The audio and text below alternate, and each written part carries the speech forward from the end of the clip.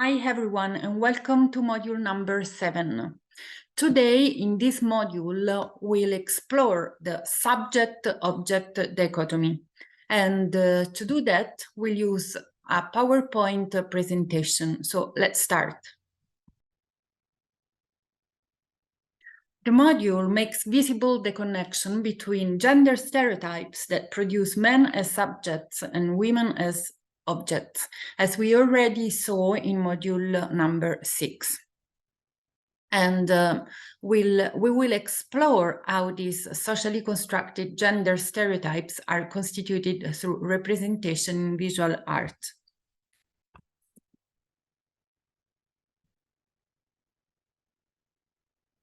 Through the observation of art from different historical moments and geographical locations in Europe, we will deal with how the gender subject-object dichotomy is represented, produced, reproduced, and normalized in our cultural consciousness by works of art. In particular, as we already saw, by the European oil painting tradition of the nude. Therefore, in this module, we again investigate how visual representation in art can work to normalize gender-based violence against women and girls in today's world. The module number 7 ends with examples of art that both challenge and resist the stereotypical gender divisions present in the dualist subject-object dichotomy. At the end of this module, you will be able to answer the following questions. What is the subject-object dichotomy? How is the subject-object dichotomy gendered, and how is it used to organize gender roles and stereotypes? How is the subject-object dichotomy maintained, reproduced, and reimagined in works of art? How do gender stereotypes linked to the subject-object dichotomy contribute to gender discrimination and inequality? How does the subject-object dichotomy contribute to the perpetuation of gender-based violence against women? And at the end of the module, you will be able to, using the subject-object dichotomy as an analytical tool to read works of art from a gender perspective, understand the relationality of the subject-object dichotomy in relation to the previously discussed dichotomies. The following videos show examples of a number of social justice and rights movements, each of which has fought for equal rights for a certain group of the margin of the Western white male subjects. So let's have a look at this video.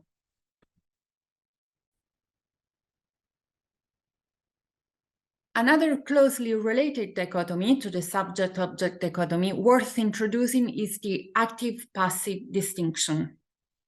This yet another gender binary refers to how men are traditionally conceived as active and dominant, while women are supposed to be passive and meek. Already in children's stories, this narrative has been elaborated as if it's the knights who saved the princess and the world from dragons and witches, while the princesses wait helplessly to be rescued with no power in their faith and their future. The concept of action or agency refers to the field of action of a subject in a specific geopolitical context.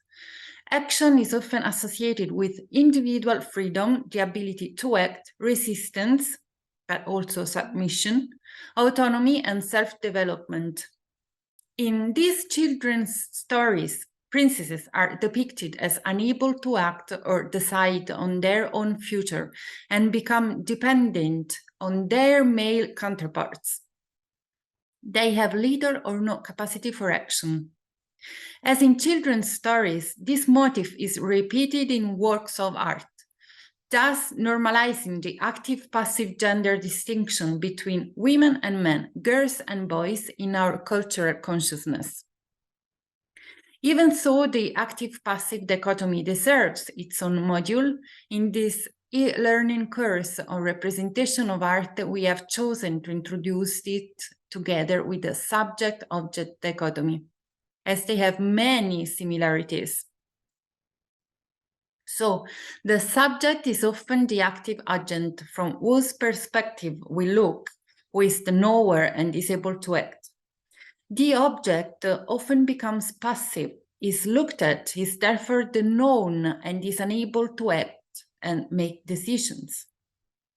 Therefore, when dealing with works of art of this form, one must pay close attention to how these two dichotomies are employed and normalized by artists and their respective works. So summing up to this point, the active-passive gender dichotomy strengthens the subject-object gender dichotomy. The active-passive gender dichotomy, which positions men, sets men with active and women with passive, is closely connected to and actually reinforces the cultural messages of the subject-object dichotomy. The Cartesian subject-object distinction has serious ethical and political implications. Now, it is possible to think of countless ways in which the subject-object dichotomy, which sets men as subjects and women as objects, produces inequality in gender relations, as well as how these unbalanced gender relations in relation to action for all members of a society. As seen in the modules of this e-learning course, visual representation is a powerful medium for producing meaning and value and for giving indications of how one should behave in order to conform to accepted norms. Consider, for instance, the visual message transmitted on the look of real masculinity by the advertisement for the Marlboro Men, which was widely broadcast on TV screens around the world between 1954 and 1999. Or how the Warner Brothers company slimwear lingerie advertisement for the concentrate belt and fiber bra portrays the image of femininity. Now we'll watch the two advertisements below and you can answer the following questions. What kind of social cultural ideals and aspirations do these visual messages about masculinity and femininity communicate? How exactly do they do this? Who do these ideals exclude? What kind of inequalities are created by the social cultural narratives created by the visual cues of these images? And how can these inequalities be enacted socially, culturally, and politically in both public and private spaces? So look at this image of Marlboro, the Marlboro Men. And this one is the advertisement for Warner's underwear.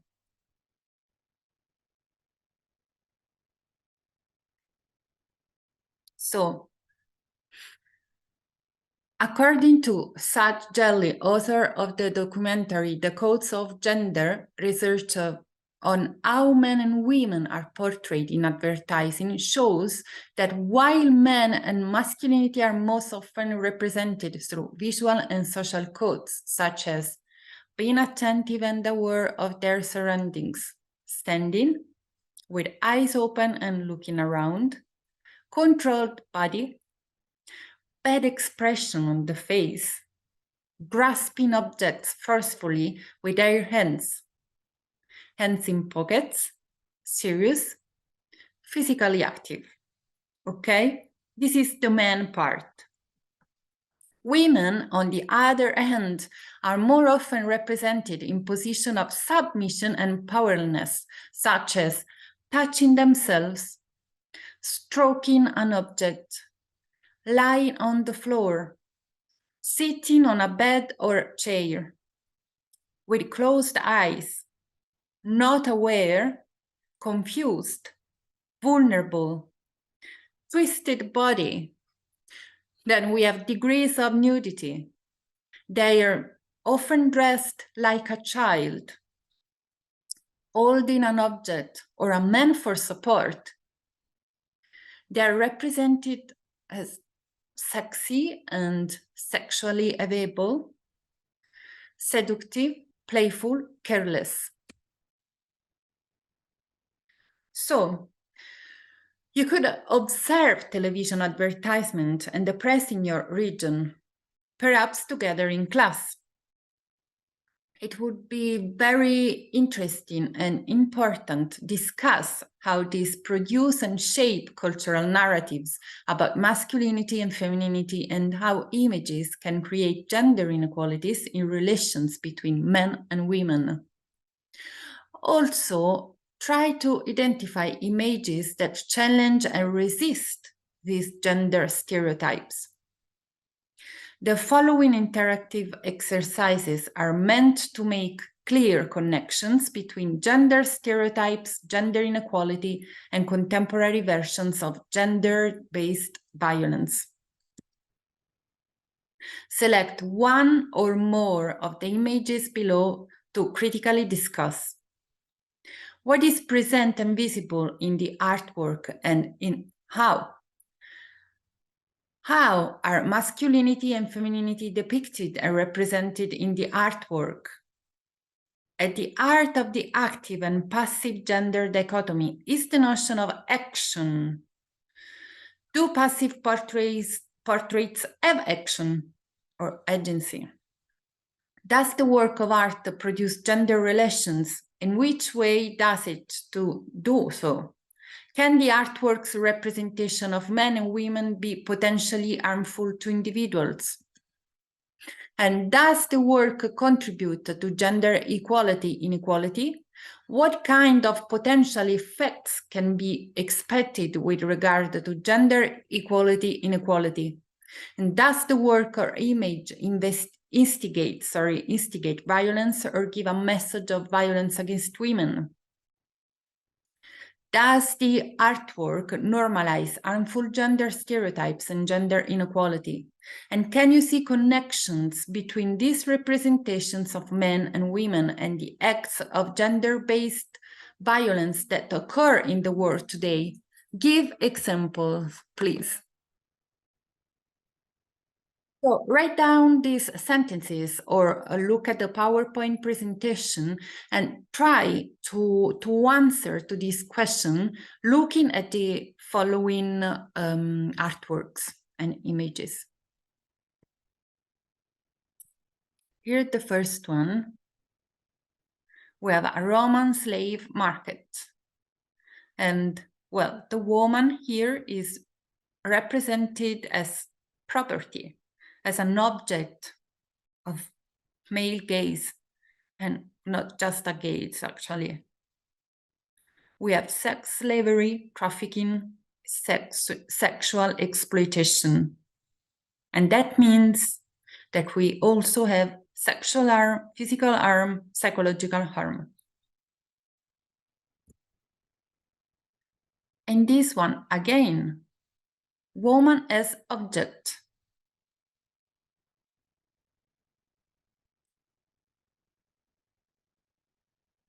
In this famous painting of Artemisia Gentileschi, Susanna and the Elders, look at this woman. She's an object for men's pleasure. She's a property again.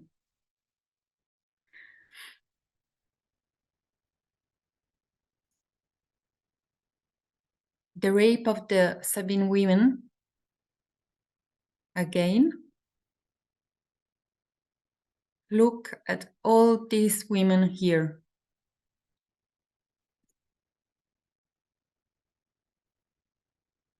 And we have some very important issues like forced marriage, human trafficking, sex slavery, war rapes.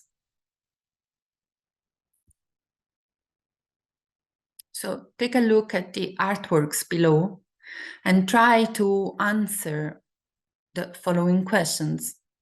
How these How do these works challenge and or resist gender stereotypes produced by the subject-object dichotomy?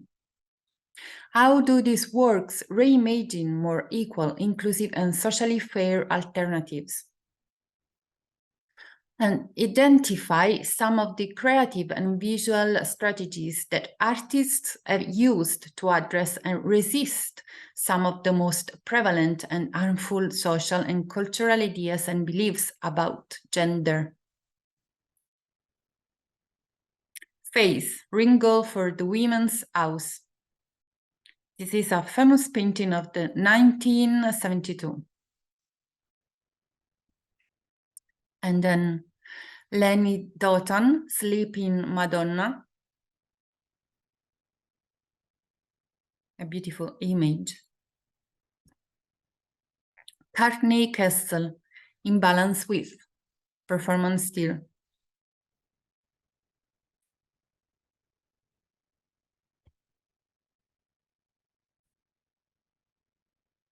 So that's all for module number 7. In the next one, for the module number 8, we'll explore the culture-nature dichotomy. So I hope that you enjoyed this module and see you soon. Bye.